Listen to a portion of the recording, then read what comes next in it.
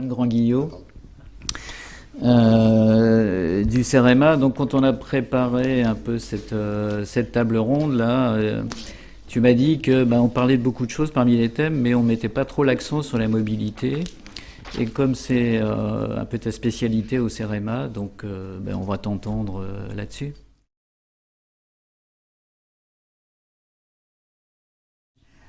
Oui, merci. Alors oui, enfin, c'est notre spécialité, hein.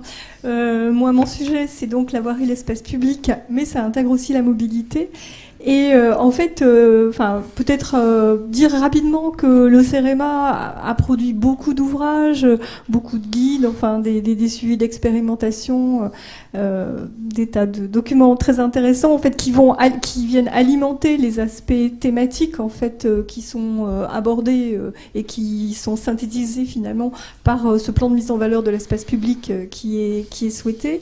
Il y a une production donc très abondante. Il y a aussi un effort que fait le CEREMA pour travailler de manière transversale avec une notion intégratrice de l'espace public, intégratrice en fait des politiques publiques, avec soit des productions d'ouvrages, soit des programmes de travail qu'on essaye de développer avec les différentes directions générales, ou un programme de diffusion d'informations et de diffusion de bonnes pratiques qui se fait dans les territoires et qui réunit beaucoup de monde.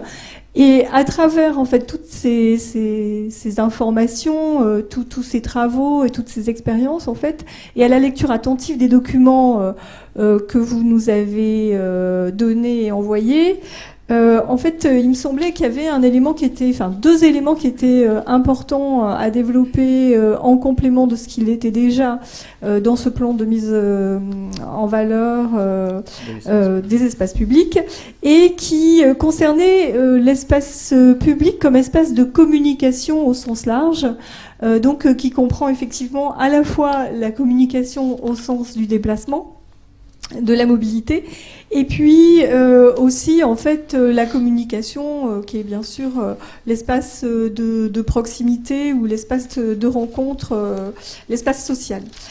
Sur la partie mobilité, nous constatons qu'en fait les mobilités sont en train de se transformer de manière importante, notamment avec l'arrivée du numérique, mais pas que. Ça concerne les mobilités motorisées. Et on voit qu'en fait, ces nouvelles mobilités motorisées, dont on peut qui comprennent notamment le covoiturage, par exemple, tout ce qui est véhicules électriques, véhicules autonomes, etc., produisent des objets en fait qui viennent impacter l'espace public pris au sens large du terme, hein, et qu'on ne sait pas encore très bien, disons, intégrer à la conception globale. On peut parler par exemple des aires de covoiturage longue distance, bientôt des aires ou des points de covoiturage courte distance, des bornes de recharge électrique qui viennent encombrer les trottoirs, des parcs de stationnement qu'on positionne soit en nappe, soit en sous-sol, mais en fait qui ne sont pas véritablement positionnés pour permettre de protéger la ville de la voiture en lien avec la circulation piéton. Et puis les espaces d'attente TC dont on voit bien qu'en fait ils vont s'équiper, se conforter en différents services, faisant des espèces de petits hubs de vie pour le piéton multimodal. Voilà, enfin des exemples pour dire que la mobilité, elle va impacter l'ensemble de l'espace public. Et cette mobilité motorisée, elle est accompagnée aussi par l'évolution, la transformation des mobilités actives. Mobilité active, j'entends bien sûr tout ce qui est marche, développement du vélo, mais également tous les petits engins de déplacement qu'on voit et qui sont, je dirais, pour certains assez surprenants en matière donc de circulation. Mais en tout cas, l'espace public, donc toujours au sens large du terme, va devoir intégrer l'ensemble de ces éléments, et on a de nouveaux outils. Et notamment avec tout ce qui concerne les espaces où il y a de l'apaisement de la vitesse, comme les zones 30 ou bien les zones de rencontre, qui vont pouvoir donner la place aux nouveaux usages.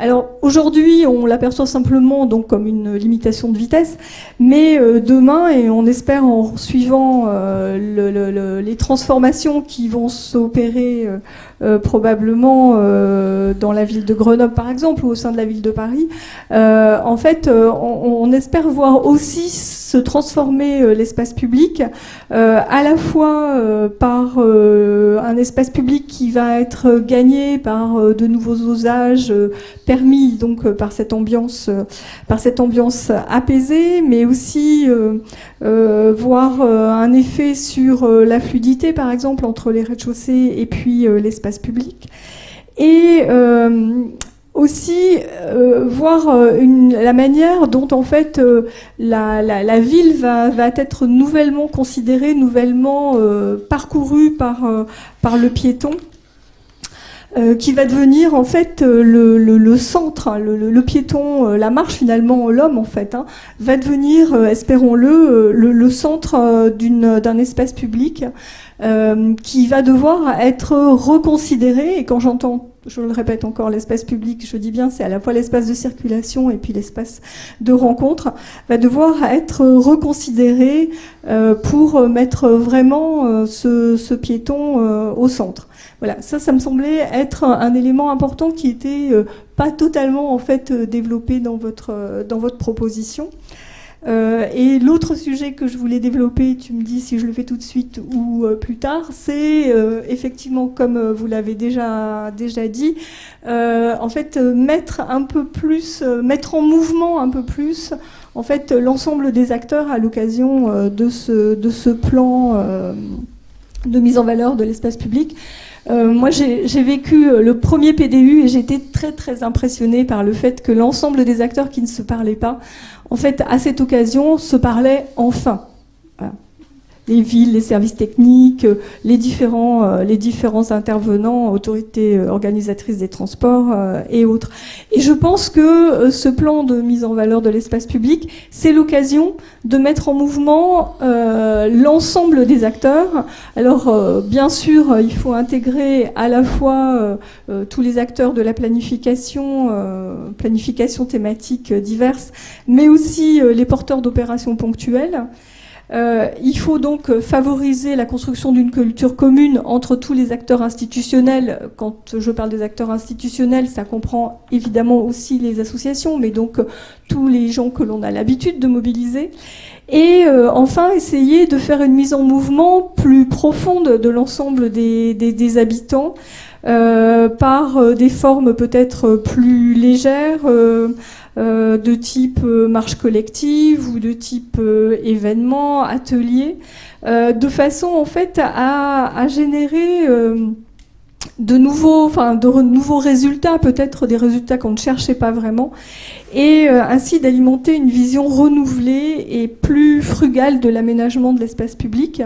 On sait que on va aller vers des difficultés de financement, et en fait peut-être qu'il faut arriver à échapper à nos cadres de conception et de construction de l'espace public en s'appuyant sur les pratiques et les idées des habitants. C'est des choses qui ont déjà été testées et qui mériteraient, me semble-t-il, d'être largement généralisées.